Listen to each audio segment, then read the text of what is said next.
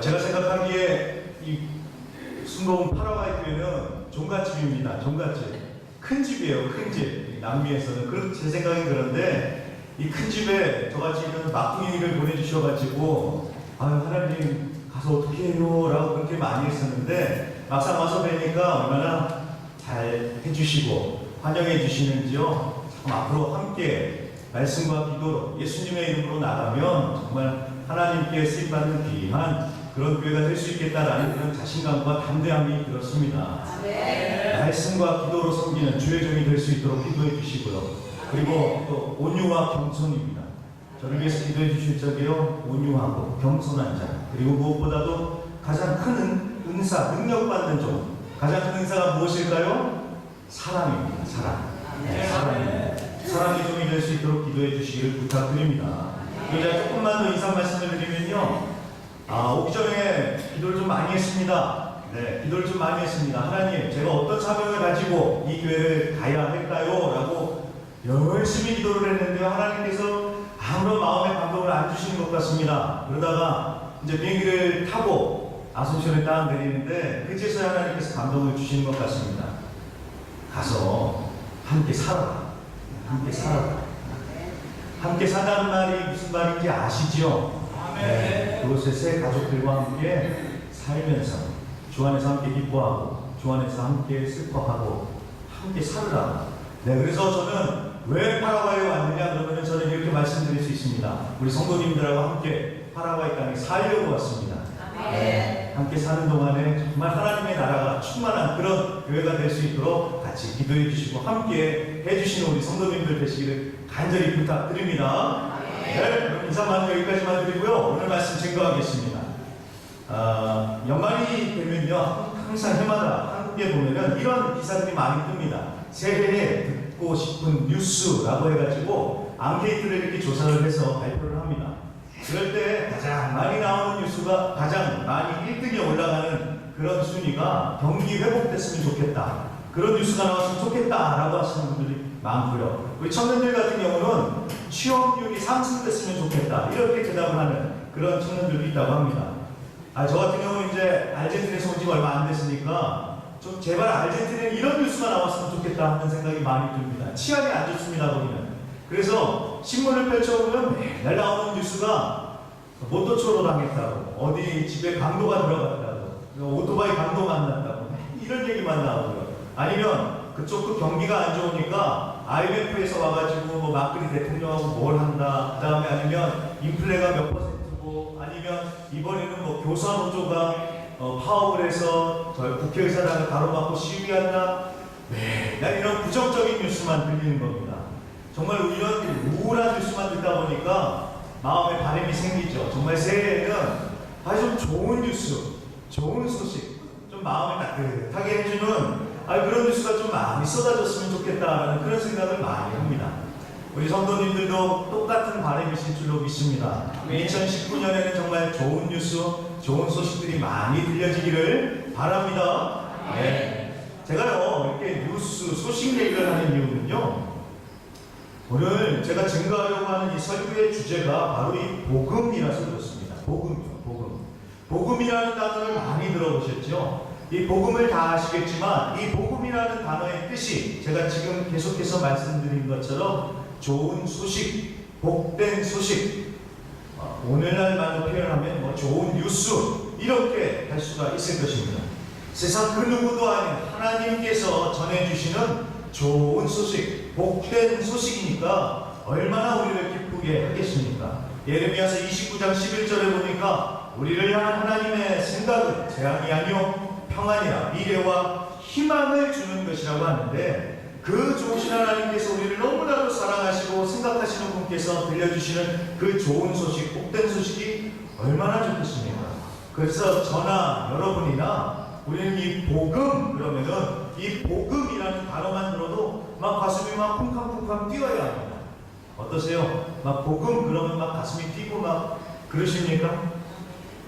아니면 그것도 아는 건데 뭘 또 얘기를 하나? 복음 맨날 얘기하는 걸 뭘 또 얘기하나? 혹시라도 이런 생각이 드십니까? 어느 목사님께서요 저한테 그런 말씀을 해주시는데 참 도전이 됐습니다. 이 목사님은 그러세요. 저는 예수라는 이름 듣기만 해도 가슴이 뜁니다. 예수라는 이름 듣고도 가슴이 뛰지 않는다면 저는 사역을 감당할 자신이 없습니다. 자, 여러분들은 예수라는 이름에, 복음이라는 이름에, 복음이라는 말에 막 가슴이 쿵쾅쿵쾅 뛰는 것을 느끼십니까? 제가요, 저도 이게 늘 그렇지가 않더라고요. 예수 그리스도의 십자가, 복음 그러면 막 가슴이 막 뛰고 막 그래야 되는데, 그런 감동을 느끼지 못할 때가 저도 있는 것 같아가지고, 아니 세상에서 들을 수 있는 최고의 소식인데 왜 우리가 그다지 감동이 없을까 생각을 해봤더니, 첫 번째로 드는 생각은 이거였습니다. 우리의 정욕과 우리의 욕심, 죄로 인해서 우리의 영의 눈과 귀가 멀어서 이 좋은 소식을 좋은 소식으로 받아들이지 못하는구나 하는 생각이 들었습니다. 그리고 또한 둘째로 좋은 소식이 되지 못하는 이유는 그 좋은 소식이 어그러져 있거나 변질되어 있거나 아니면 반쪽짜리이기 때문에 그렇습니다. 이 전하는 자도 그렇고요. 이 앉아서 듣는 사람이나 이 복음을 복음답게 전하고 또 복음을 복음답게 받아들여야 하는데, 이 전하는 사람은 내 생각대로 전하고요. 또 듣는 사람은 내 생각대로 들어버리니까 이것이 하나님의 복음이 아니라 무슨 복음이 될까요? 내가 복음이 되는 겁니다. 내가 복음이요. 그러니 이 복음 가운데 무슨 능력이 나타나겠습니까? 여러분, 그래서요 저는 오늘 이 밤이요 이 아침에 이 복음에 대해서 우리가 좀 다시 한번 잘 생각해보는 시간이 되기를 원합니다. 여러분, 잘 생각하셔야 될 것이요, 우리가 이미 아시는 거지만 다시 한번 복습하는 의미에서 말씀드리면, 성경에서 말하는 복음은요 예수 믿고 천당 가는 것만이 전부가 아닙니다. 예수 믿고 천당에 가야죠. 예수 믿고 천국에 가야죠. 당연히 그래야죠. 그런데 그것만이 전부가 아니라는 것입니다. 자, 예수 믿고 천당 간다 라고 생각을 하면요, 예수님은 천국 가는 가이드가 될 뿐입니다. 이해가 되시겠습니까? 그냥 우리를 천국으로 데려가 주시는 분밖에 안 된다라는 것입니다. 예수 믿고 복 받으십시오 라고 우리 많이 말을 하는데, 맞습니다. 예수 믿으면 복 받습니다. 예수 믿고 우리는 복 받고 살아야 됩니다. 그런데 예수 믿고 받는 복이란 도대체 어떤 복일까요? 여러분, 복음은요 예수의 이름을 팔아서 내 욕심을 이루라는 것이 절대 아닙니다. 자, 우리가 주일에 오시면 11조도 드리고 헌금도 드리고 그래요. 그런데 이것들은요, 하나님 내 소원을 비나이다 하면서 내 소원을 이뤄달라고 하나님의 마음을 달래드리기 위해서 드리는 복지나 그런 것들이 절대 아니라, 왜 우리가 하나님께 그런 예물을 드릴까요? 이 모든 것이 다 누구의 것이라고? 하나님의 것이라고 그 고백과 함께 감사해서 드리는 것입니다. 내 생각이나 내 상식대로 내가 만들어 놓은 하나님, 내가 만들어 놓은 내가 복음을 믿는 것이 아니라 온전한 하나님의 복음을 다시 듣고 우리가 복음의 능력을 체험하며 살아가야겠다라는 것입니다. 그래서 오늘 이사야서를 통해서 이사야서 안에서 나오는 복음에 대한 두 가지 특징, 복음을 생각해 보면서 오늘 말씀을 정리해 보도록 하겠습니다. 먼저 첫째로요, 오늘 함께 읽었던 말씀을 좀 잠시 접어두시고요, 이사야서 40장 9절로 한번 가보겠습니다. 이사야서 40장 9절이요. 구약성경 1015페이지에 있습니다. 이사야서 40장 9절 말씀. 이사야서 40장 9절. 다 찾으셨지요? 찾으셨으면 우리 같이 목소리 맞춰서 함께 읽도록 하겠습니다. 시작! 아름다운 소식을 시온에 전하는 자여, 너는 높은 산에 오르라. 아름다운 소식을 예루살렘에 전하는 자여, 너는 힘써 소리를 높여라. 두려워하지 말고 소리를 높여 유다의 성읍들에게 이르기를, 너희의 하나님을 보라 하라. 아멘. 아멘. 자, 이 구절을 보면은 복음이라는 단어는 안 나옵니다. 하지만 잘 보시면 두 번이나 복음이라는 표현이 나옵니다. 복음이라는 단어는 안 나오지만 복음이라는 말이 나오는 얘기인가요? 자, 눈치 빠르신 분들, 감이 좋으신 분들은 이미 발견을 하셨을 것입니다. 복음이라는 말 대신에 뭐라고 나올까요? 아름다운 소식입니다. 아름다운 소식. 우리 한국말로는 아름다운 소식이라고 나와 있지만 원어에는 이 단어가 바로 복음입니다. 복음. 자, 그러면 여기에 보면 그래서 우리가 이 표현을 잘 이해를 하면 복음이라는 것이 무엇인지 조금 더 잘 이해가 됩니다. 복음, 복된 소식. 그리고 또 다른 말로는요, 아름다운 소식. 아름다운 소식. 네. 자, 그런데 우리가 여기서 볼 때 이 아름다운 소식의 내용이 뭐냐는 것입니다. 이거를 우리가 좀 자세히 살펴보겠습니다. 복음은 아름다운 소식인데 아름다운 소식의 도대체 내용이 무엇이냐? 오늘 말씀해 봤더니 뭐라고 하십니까? 너희의 하나님을 보라. 네. 너희의 하나님을 보라. 하나님을 보라는 것입니다. 여러분, 복음의 내용은요, 아름다운 소식의 내용은 다른 것이 아니라 하나님을 보라. 하나님을 보라. 하나님을 보라. 이것이 바로 복된 소식입니다. 그래서 여러분, 복음은요, 하나님을 보게 합니다. 그리고 그 하나님을 봄으로써 하나님으로 인해 기뻐하게 합니다. 하나님을 믿고 복받고 천국 가니까 이것 때문에 좋은 것이 아니라 그 하나님을 보니까 그 하나님 때문에 좋은 것입니다. 그래서요, 존 파이퍼라는 목사님은 복음에 대해서 이렇게 설명을 합니다. 복음은 우리를 천국으로 인도하는 수단이 아니라 하나님께로 인도하는 수단이다. 네. 이 말의 차이를 아시겠어요, 여러분? 복음을 통해서 하나님께서 우리를 천국으로 인도하시는 건 맞는데, 근데 정말로 복음의 본질은 우리를 하나님께로 인도한다는 것입니다. 복음은 우리를 천국으로 데려가는 게 목적이 아니라 하나님 앞으로 데려가는 것, 이것이 목적이라는 것입니다. 네. 여기 보니까요, 여기도 제가 정말 죄송한 게 뭐냐면, 저도 그렇고 아르헨티나에 사시는 많은 분들이 좀 파라과이를 살짝 좀 안 좋게 봅니다. 그러니까 좀 죄송합니다. 첫날부터 이렇게 좀 신경 거슬리는 말씀을 드려서 죄송한데, 그러니까 조금 뭔가 좀 그런 아르헨티나와 비교해 봤을 적에 좀 그렇다. 그래서 절 보고 많은 분들이 아이고 가서 고생 좀 하시겠네요, 이렇게 말씀을 하시는데요. 웬걸요? 아이고 파라과이 오니까 너무 좋습니다. 일단 치안이 좋아서 좋습니다. 저쪽은요. 제가 좀 편하게 말씀을 드리면요, 집에서 나가기 전에 일단 CCTV도요 밖을 한번 이렇게 보고요, 그 다음에 문 싹 열고 저쪽에서 누가 오나 특히 오토바이 소리 안 들리나 이거 다 생각하고 그러고 질문을 나서거든요. 그런데 여기는 그렇지 않고 너무 좋습니다, 그런 부분에서는. 그리고 게다가 이 파라과이에도 좋은 것들이 많더라고요. 그러니까 여기에도 우리 젊은 사람들이 가서 데이트하고 그렇게 좋은 것이 너무 많다는 것을 봤습니다. 자, 근데 제가 딴 얘기를 드릴 게 아니라 바로 데이트 때문에 얘기를 하려고 이 얘기를 꺼냈습니다. 자, 여러분, 젊은 사람들이 데이트를 하는 목적이 무엇이겠습니까? 만나서 좋은 곳에 가서 맛있는 것도 먹고, 좋은 곳에 가서 이렇게 함께 이런 것들을 하려고 데이트를 가죠. 그런데 여러분, 이 남자들이 참 실수하는 부분이 무엇이냐면, 연애를 잘 못하시는 분들이 뭐냐면은 그냥 좋은 곳만 데려가 주려고 끝이에요. 그런데 물론 우리 귀한 남의 집 따님 좋은 곳에 모시고 가야죠. 근데 여러분, 데이트의 목적이 무엇입니까? 좋은 곳에 가는 것도 목적이 있겠지만 그보다 더 본질은 사랑하는 사람과 만나서 그 사랑하는 사람과 아름다운 시간을 보내는 것, 이것이 목적이죠. 이해가 되셨죠? 복음도 그와 똑같다는 것입니다. 천국이라는 좋은 곳으로 복음이 우리를 인도하는 것은 맞지만, 정말로 복음을 통해서 하나님께서 원하시는 것이 무엇이냐면 우리를 하나님 앞으로, 하나님께로 인도해서 하나님을 만나고 하나님 안에 거하면서 그 하나님과 사귐을 누리면서 살게 하는 것, 즉 하나님 앞에 가게 하는 것이 이 복음의 목적이라는 것입니다. 그런데 우리가 복음을 얘기할 적에 예수 믿고 천당 가야 합니다. 그러면 어디에 초점이 맞춰집니까? 천당에 초점이 맞춰지죠.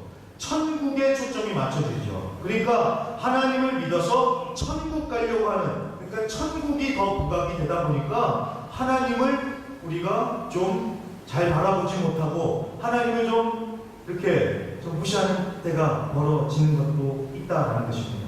여러분, 천국보다 중요한 것은 하나님을 만나는 것입니다. 하나님이 중요합니다. 왜 그렇습니까? 하나님이 계신 그곳이 천국이기 때문입니다. 하나님 없이는요, 아무리 좋은 곳이라고 해도 그곳은 천국이 아니라 무엇일까요? 지옥입니다, 여러분. 그것이요. 천국과 지옥의 차이가 무엇입니까? 하나님이 계시고 안 계시고의 차이입니다. 우리가 아무리 이 땅에서 많은 것을 누리고 많은 것을 가지고 쥐고 산다 할지라도 하나님이 함께 하시지 않으시면 그곳은요, 천국이 아니라는 것입니다. 그에 반해서 내가 좀 덜 가지고 덜 누린다 할지라도 하나님께서 나의 삶 가운데 함께 하시고 하나님께서 나와 늘 동행하시면 내가 어딜 가든지 그곳이 바로 천국이요, 나는 천국을 누리는 것입니다. 천국이 바로 이런 것입니다. 그런데 여러분, 제가 재밌는 책 하나 읽었는데요, 강아지 성도, 고양이 성도라는 아주 재밌는 책을 읽었습니다. 제가 원래 스페인어로 먼저 읽었는데 Teología de los Perros, Teología de los Gatos라고 하는 아주 재밌는 책인데, 이 책의 저자들이요, 굉장히 재밌게 이 교회 성도들을 이렇게 써는 것을 봤습니다. 이 사람들이 말하기를 교회 안에는 강아지와 같은 성도도 있고 고양이와 같은 성도가 있는데 너무나도 다르대요. 참 재밌습니다. 이 강아지는, 원래 강아지의 습성은 주인을 모시고 사는데 이 고양이는 그렇지 않대요. 고양이는 종을 거느리고 산대요. 그래서 강아지는 주인을 진짜 왕처럼, 주인처럼 모시고 사는데 반해서 고양이는 자기 주인까지도 종처럼 부리면서 산다고 합니다. 그래서 강아지는 주인이 자기를 먹여주고 귀여워해주고 보호해주고 사랑해주는 걸 보면 당신은 나의 주인입니다 하면서 이렇게 막 충성을 하는데, 그런데 고양이는 다르대요. 당신이 나에게 먹을 것을 주고 당신이 나를 귀여워해주고 당신이 나를 보호해주고 나를 사랑해주는 거 보니까 분명 내가 당신의 주인입니다, 이렇게 생각을 한다고 합니다. 게다가요, 또 재밌는 게 뭐냐면은 이 강아지 같은 이런 부류의 성도님들은 천국에 가고 싶은 이유가, 왜 천국에 가고 싶습니까? 물어보면은 하나님이 계시니까 천국에 가고 싶다고 말을 한대요. 그런데 고양이와 같은 성도는 하나님이 계시든 말든 이것이 중요한 것이 아니라 그냥 지옥에 가기 싫으니까 나 천국 가고 싶다 해서 예수를 믿는다고, 이렇게 하는 고양이 같은 성도들이 있다고 합니다. 자, 이 얘기를 들으시면서요, 여러분, 그래, 그 집사가 고양이 같고 그 집사는 강아지 같대, 막 이런 생각하셨죠? 그러지 마십시오.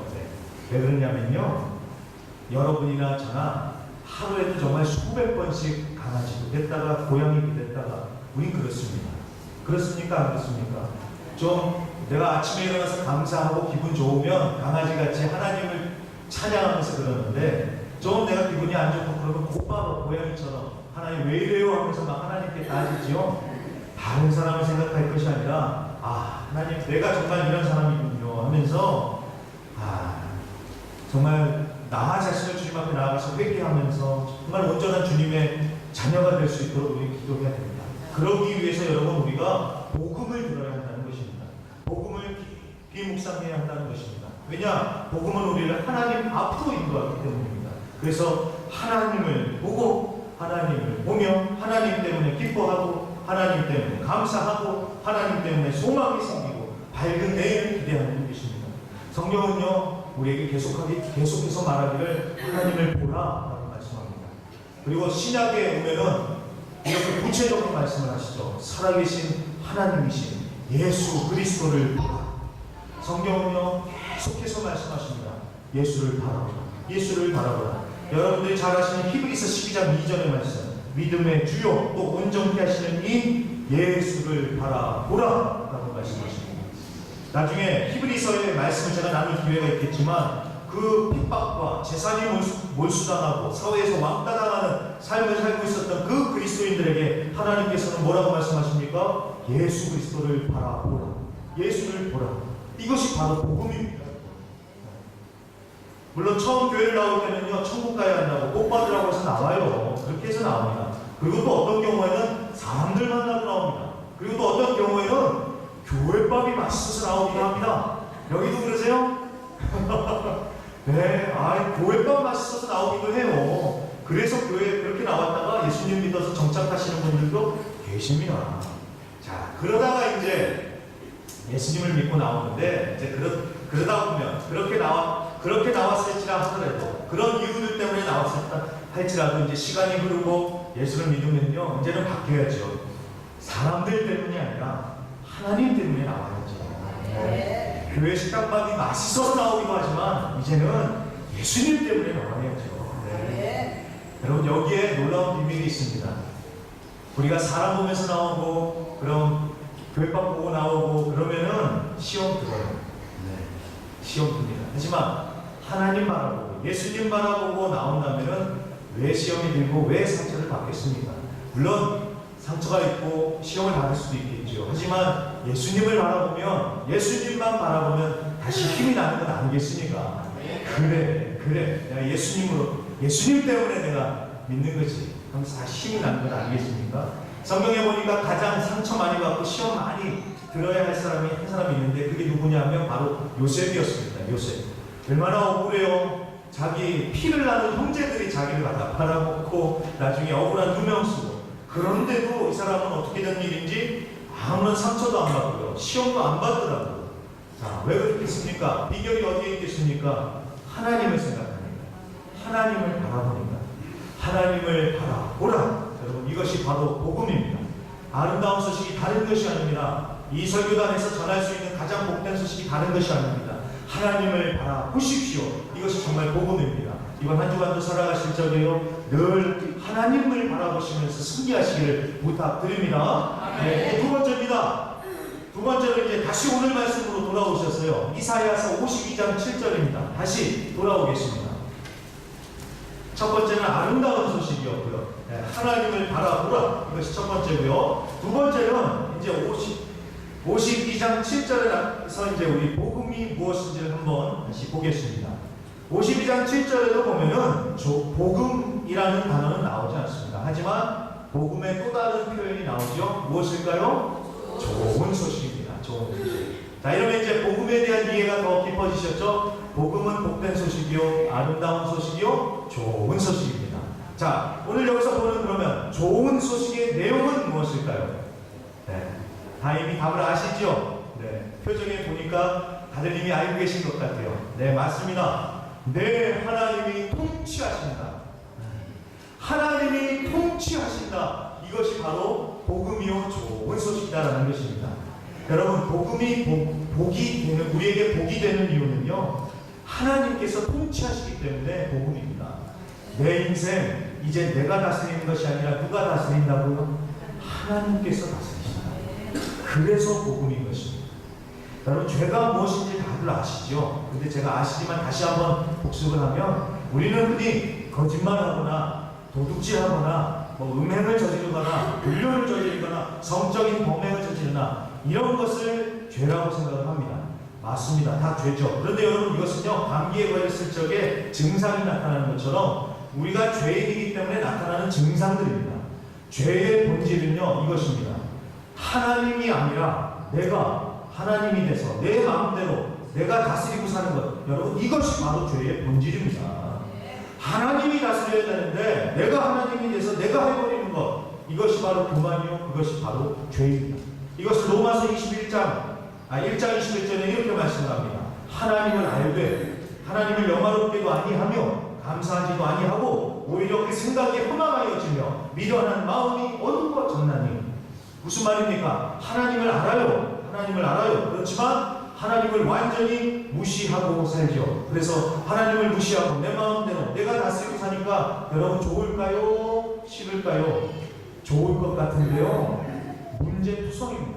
로마서 1장 22절부터 32절까지의 말씀에 보니까 하나님 없이 자기 스스로 자기 마음대로 사는 사람들의 모습을 보니까 우상숭배, 온갖 음란, 거짓, 불의, 부모에 대한 불순종, 온갖 추악한 모습들이 다 나옵니다.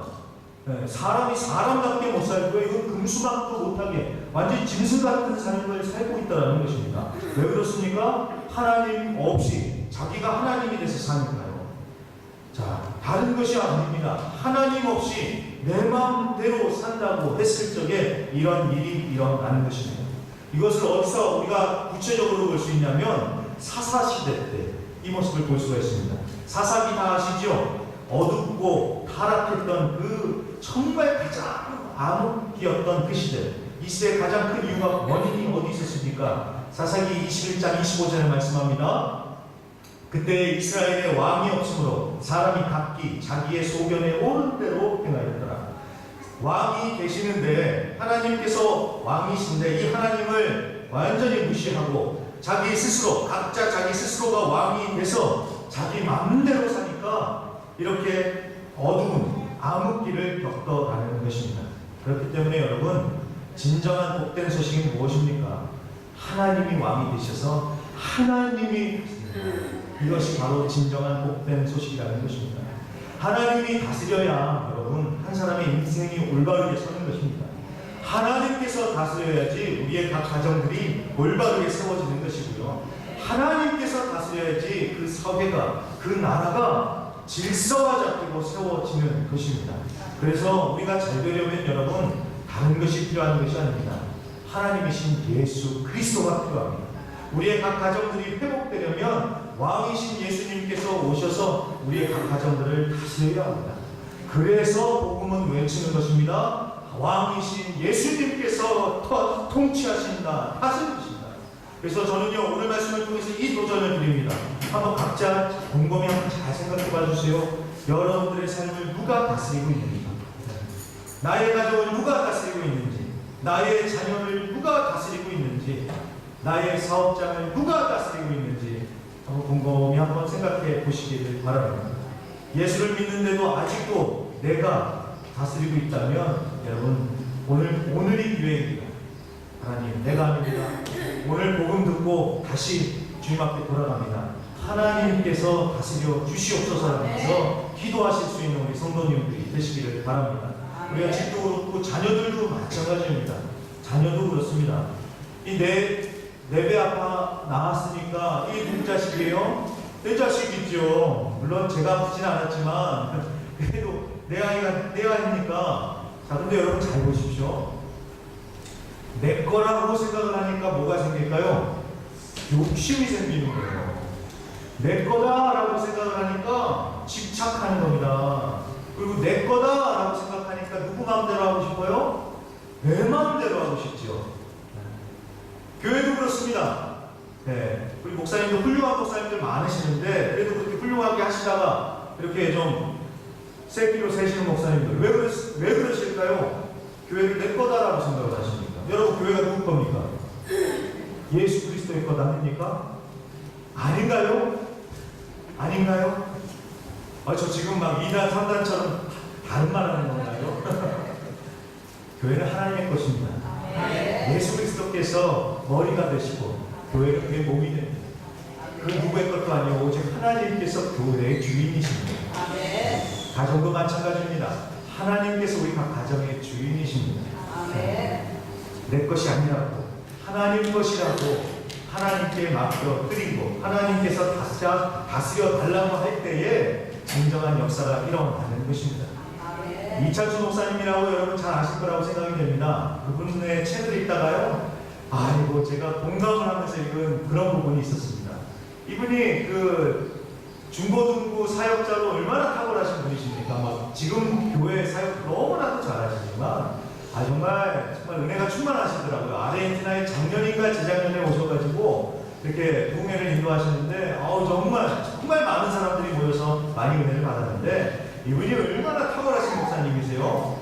특히나 그 중고등부 그 목회자로 섬길 적에 얼마나 많은 청소년들을 주님께로 인도했는지 모릅니다. 그러니까 이분은 10대들에 관해서는 정말 달인 전문가이십니다. 그런데 이분이 하시는 말씀이 뭐냐면 그래도 내 자식은 어떻게 안 되겠더라, 이 얘기를 하시더라고요. 그러니까 이제 자녀들이 어렸을 때는 괜찮은데 이제 자녀들이 사춘기가 됐는데 이제 막 자녀들이 반항을 하더래요. 아빠가 딱 집에 들어오면은 아빠 오셨어요 하면서 뭐 거의 90도 인사하던 애들이 이제는 아빠가 왔는지 그냥 한번 쓱 보고 들어가서 문 팍 닫고 나오지도 않고요. 아빠가 뭐 물어보면은 뭐 대답도 잘 안 하고요. 딱 물어본 것만 대답을 하고요. 저도 지금 막 그래서 두렵습니다. 저희 애가 10살이거든요. 이제 저희 애들도 지금은 순한데 이제 사춘기가 멀지 않아가지고 우리 집 어떻게 될까 막 걱정이 많은데요. 그러면서 이분이 하시는 말씀이 그렇게 자기가 10대 청소년들을 하나님의 말씀으로 은혜를 나눠주고 주께로 인도하고 그랬는데 어찌된 일인지 자기 애들은 안 되더라는 거예요. 걔네들한테 그렇게 막 하나님의 말씀을 전해주면서 했던 게 여기 오면은 자기 자녀들한테 얘기하면은 막 잔소리처럼 들으면서 아빠 됐다고 막 이러니까 이 목사님이 막 답답한 겁니다. 그래서 그러던 어느 날 하나님께서 그런 마음을 주신 것 같습니다. 하나님께 맡기라고 하나님께 너의 자녀를 맡기라고 이런 마음을 주신 것 같습니다. 그래서 맡긴 거예요. 예전에 들어오기만 하면 잔소리하고 너 몇 시인데 지금 다니냐고 너 옷이 이게 뭐냐고 이랬는데 왔냐고 수고했다고 그 정도까지만. 왜? 하나님의 아들, 하나님의 딸이니까 맡길 수 있는 건 아니죠. 그랬더니 그제서부터 이 아이들이 마음 열기 시작하면서 좀 이제 대화가 되고 그랬다라고 합니다. 내 거라고 생각하니까 집착이 생기고요. 내 거라고 생각하니까 욕심이 생길 것입니다.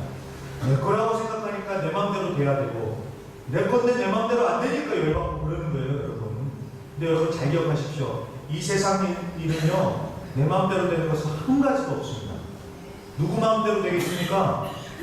하나님 마음대로 되는 것입니다. 내 마음대로 되면 그거 문제예요, 여러분. 왜냐? 이 세상은 내가 다스리는 것이 아니라 하나님께서 다스리기 때문에. 그래서 내 마음대로 안 된다고 해서 여러분 낙심하거나 좌절할 것이 아니라 이게 내 마음대로가 아니라 하나님 마음대로 되려고 하는구나 라고 생각하시면서 여러분 아멘 감사를 외치실 수 있는 우리 성도님들이 되시기를 간절히 부탁드립니다. 그래서 주께서 우리의 가정을 다스리시고 주께서 우리의 교회를 다스리시고 주께서 내 삶을 다스리심으로 인하여서 여러분 감사하시면서 승리하시는 우리 성도님들이 되시기를 부탁드립니다. 그래서 말씀을 정리합니다. 복음은 좋은 소식, 아름다운 소식, 기쁜 소식이라고 말씀드렸습니다. 그 복음의 내용이 무엇입니까? 첫 번째, 하나님을 보라. 하나님을 보라. 두 번째, 하나님께서 통치하신다. 하나님께서 다스리신다. 이 복음을 붙드시고 이번 한 주간도 주요 내 가운데 승리하시기를 주님의 이름으로 간절히 부탁드립니다.